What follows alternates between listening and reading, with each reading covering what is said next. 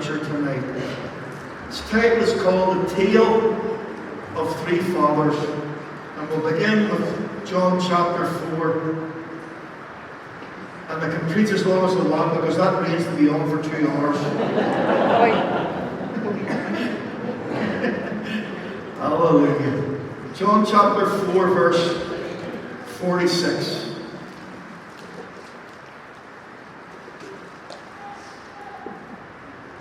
So Jesus came again. Say again. I mean, everybody say again. Again. So Jesus came again to Cana of Galilee, where he had made the water wine. And there was a certain nobleman whose son was sick at Capernaum. When he heard that Jesus had come out of Judea into Galilee, he went to him and implored him to come down and heal his son, for he was at the point of death. Then Jesus said to him, "Unless you people see signs and wonders, you will by no means believe." The nobleman said to him, "Sir, come down before my child dies." Jesus said to him, "Go your way, your son lives." So the man believed the word that Jesus spoke to him and went his way. And as he was now going down, his servants met him and told him, saying, "Your son lives." Then he inquired of them the hour when he got better. And they said to him, "Yesterday at the 7th hour the fever left him." So the father knew that it was at the same hour in which Jesus said to him, "Your son lives." And he himself believed, and his household. What an amazing story. Luke chapter 9.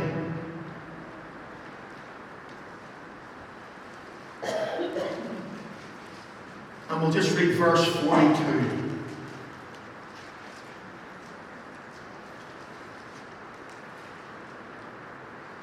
And as he was still coming, the demon threw him down and convulsed him.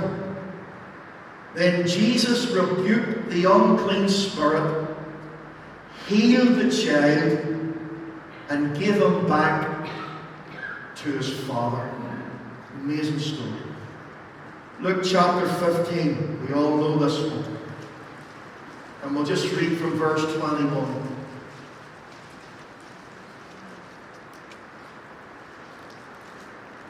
And the son, that's the prodigal, said to him, "Father, I have sinned against heaven and in your sight, and am no longer worthy to be called your son." But the father said to his servants, "Bring out the best robe and put it on him, and put a ring on his hand and sandals on his feet. And bring the fatted calf here and kill it, and let us eat and be merry. For this my son was dead and is alive again. He was lost and is found." And they began to be merry. The tale of three fathers, and three sons. Let me just pray. Father, will you bless all that's been said and sung? Thank you for those beautiful songs. Thank you for that poem about dads. Thank you for the testimony of Phil Thompson.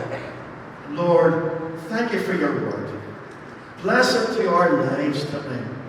And may somebody leave here touched, changed, and serving Jesus.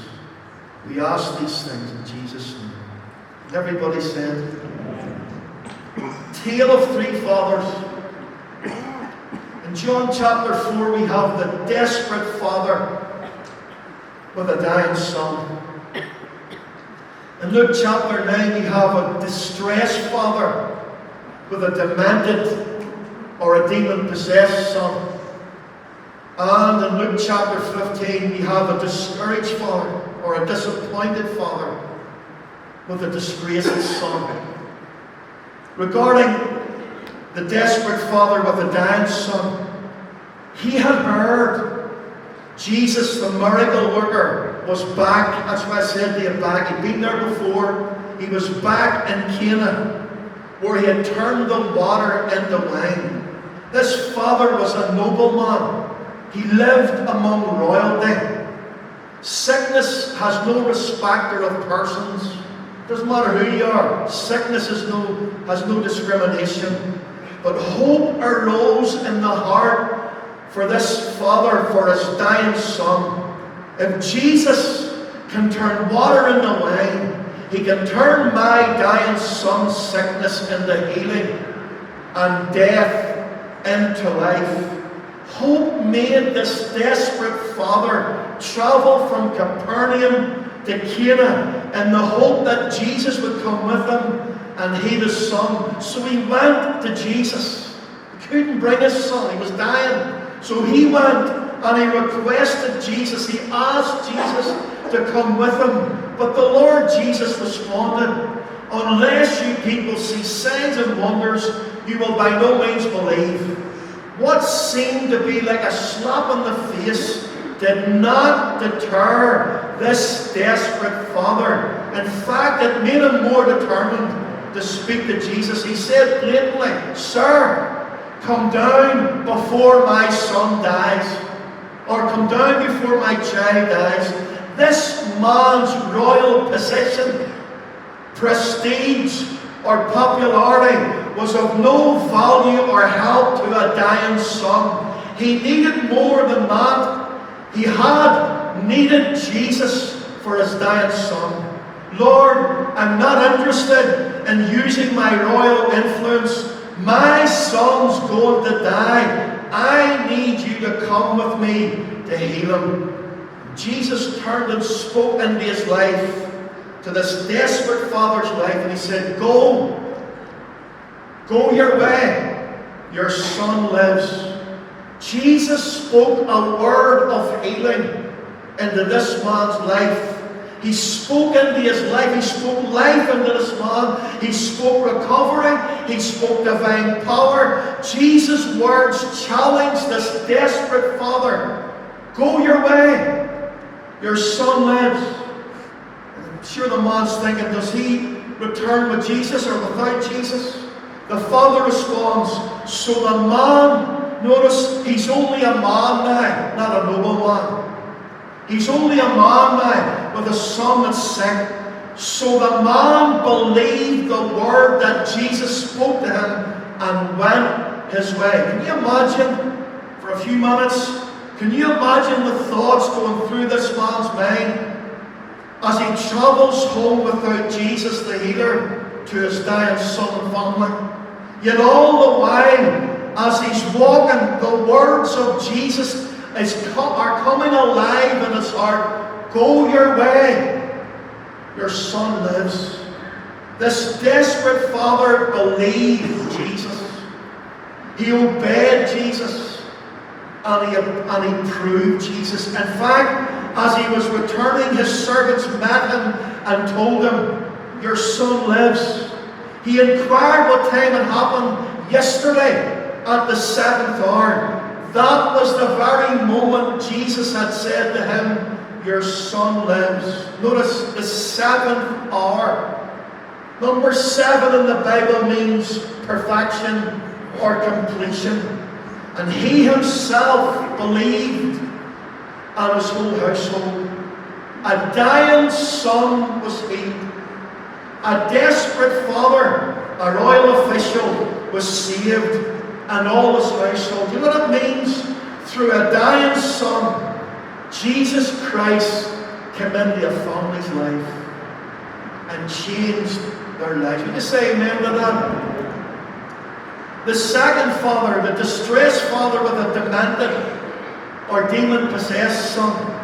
Ironically, the day before it, the Lord Jesus had been transfigured by the glory of God up on the Mount of Transfiguration. The next day, he's down in the Valley of Need. Notice, from the glory to the gutter. From the glory to the gutter. That's where he meets the distressed father with his demented or demon-possessed wee boy. It's his only child. In fact, he told Jesus, this evil spirit seizes his son. He cries out, he convulses him, he folds at the mouth, it leaves him with great difficulty, bruising him, brother and sister tonight, this is a spirit of self-harming.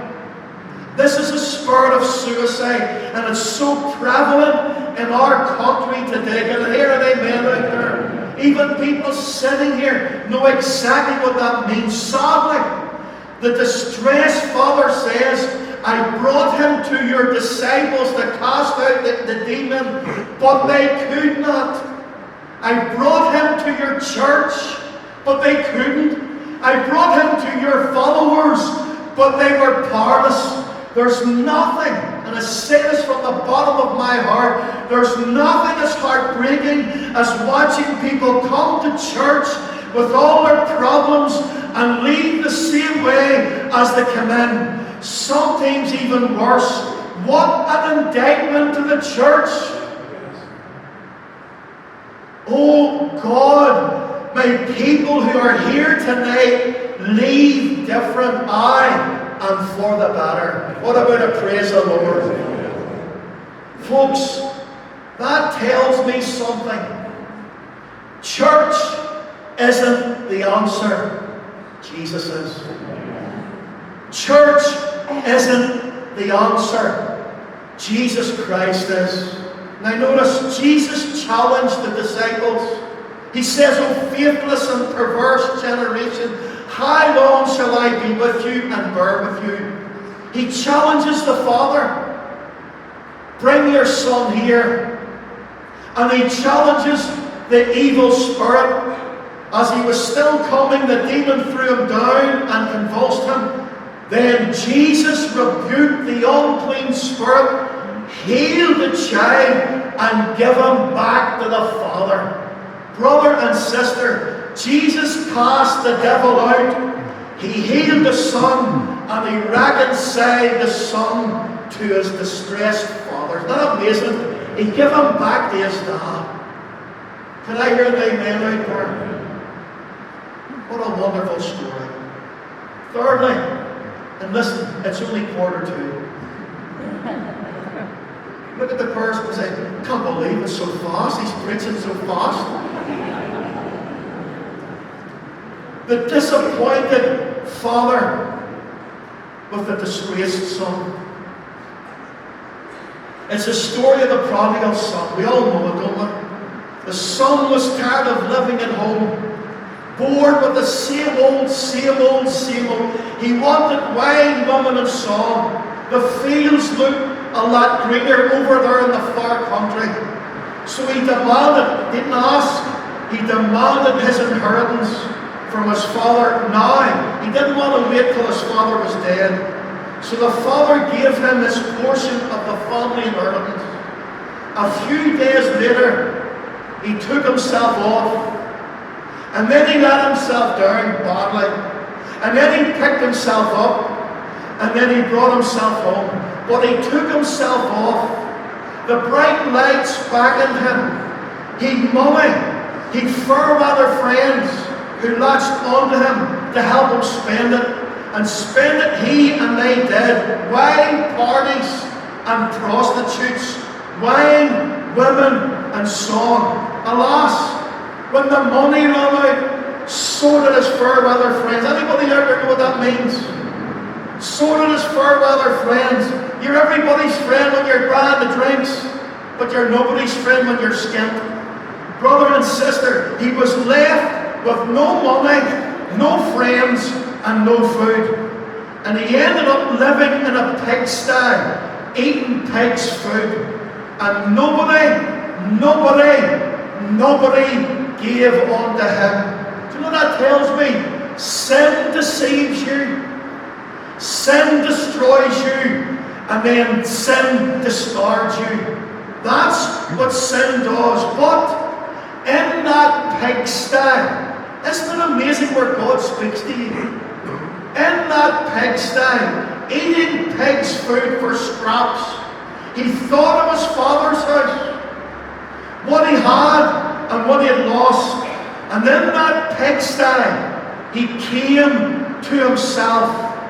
Do you know something? You watch people on the road to destruction. They're not themselves. They're like somebody else. That's not the way that I know. That's not the wee girl I know. What's she doing? What's he? What are they up to? They're making a mess of everything. Brother and sister, when he came to himself, while all he was doing in the far country, whatever he was doing, whatever he was up to, he wasn't himself. And he picked himself up, and then he brought himself home. But as soon as he decided or took the first step homeward, his father saw him in the distance. He ran to him, had compassion on him, threw his arms around him, fell on him, and kissed him. Brother and sister, this disappointed father embraced his disgraced son. Did you hear that, father? He didn't throw him out. He didn't give him a lecture. He embraced him. He didn't only embrace him, he embraced his disgraced son. He forgave him. He received him. He put a robe on his back. He put a ring on his finger and shoes on his feet. In other words, he covered him, he clothed him, and he celebrated with him that he was home. What about that for a father? Can you learn? I know I can learn. In the name of the Lord. Tonight, in this Father's Day service, is there a desperate father with a dying son? He may not be ill, but he's making a mess of his life. You couldn't bring him, so you've come on your son's behalf. Jesus is here, friend, to meet your greatest need.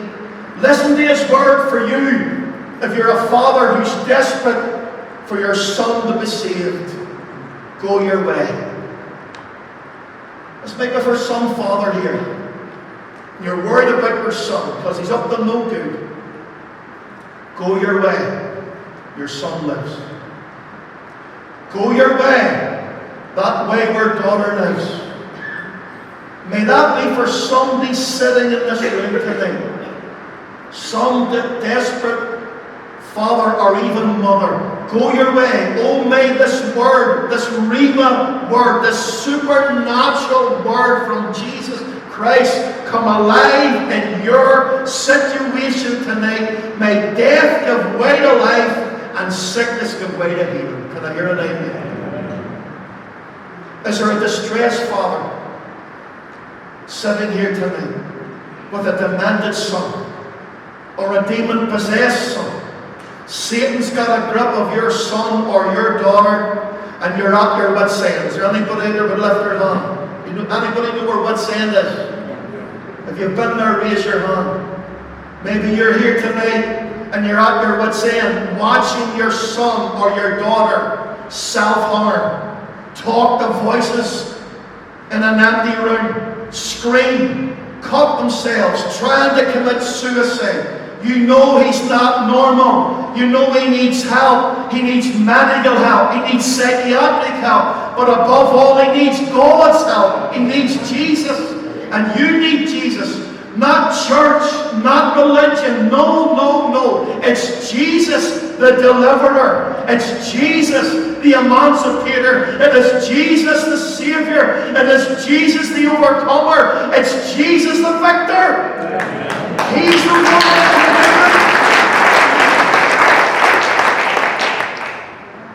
Friend, Jesus is here tonight. Father, Mother, he's here for you. And for your demented son or daughter, he's here to set them free, to lift them up off the canvas, off the floor, and give them back to you. He wants to give the son back to his father or his mother. That might be somebody tonight, and maybe you're here and you're tormented, distressed. Oh, may God give you back the son that you've seen going nuts. He can do it. He can do it. Thirdly, is there a father here, disappointed father with a disgraced son? Your son has took himself off, squandered everything you've given him. He's playing around with sinful friends and sinful things. You want to wring his neck? Sorry, that's not the Bible.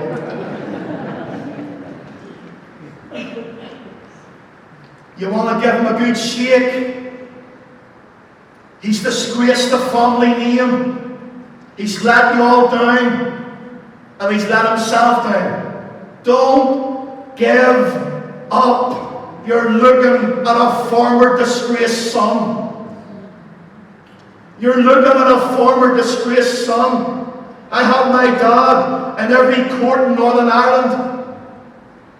Watched him in the Mace prison crying as I sat with a UVF uniform on thinking for God and Ulster. And they're weeping and they're weeping and they're weeping. Oh God, please help my son. He did. And he changed my life. And he forgave me.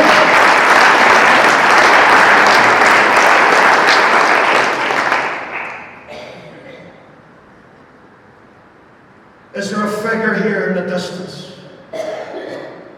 Is that someone coming towards you way down there? Can you see that figure coming, approaching you? Do you know who it is? It's your son. Someday it's going to happen.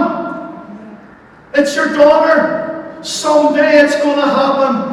What are you going to do when it happens? What are you going to do when your disgraced son or daughter comes along that road to home?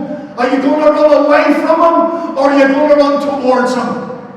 Are you going to forsake him, or are you going to forgive him? Are you going to condemn him, or are you going to celebrate that he's actually come home? Maybe you're here. Maybe you're the dying son one night. Maybe you're killing yourself with drinking drugs. Maybe you're going to end up in an early grave. Let Jesus speak life into your situation. Go your way. You can live and not die. Maybe you're the demon-possessed son or daughter. You're controlled by something evil inside you. It tells you to cut yourself, to kill yourself. You're worthless. You're useless. You're helpless. Satan's a liar. Ah, come on, he's a liar. The thief comes to steal, kill, and destroy. But I am come that you may have life, and life more abundantly. Maybe you're the disgraced son tonight. And you know the pain you've caused your mom and your dad and your family. I want to tell you something, whether you're disgraced or not, your Father's watching for you. He's waiting for you. He's waiting for you to come to yourself. He's waiting for you to come to your senses, to wise up and to come home. And he's waiting and he's watching to see you coming. He's waiting to run to you as soon as he sees you on your way back. Why? Because he wants to celebrate your return. With a new coat, a new ring, and new shoes, and a surprise party. He wants to receive you home. And I don't know whether you're here tonight and you're one of those people, but I want to tell you something. Jesus is here. Jesus is here, and he's here for you. Whether you're desperate or distressed or disappointed. And maybe you're the guilty party. Maybe you're wasting your life. Maybe you're tormented by the devil. Maybe you've disgraced your mom and dad and family. He's here for you too. The question is, do you want him? The question is, do you want him?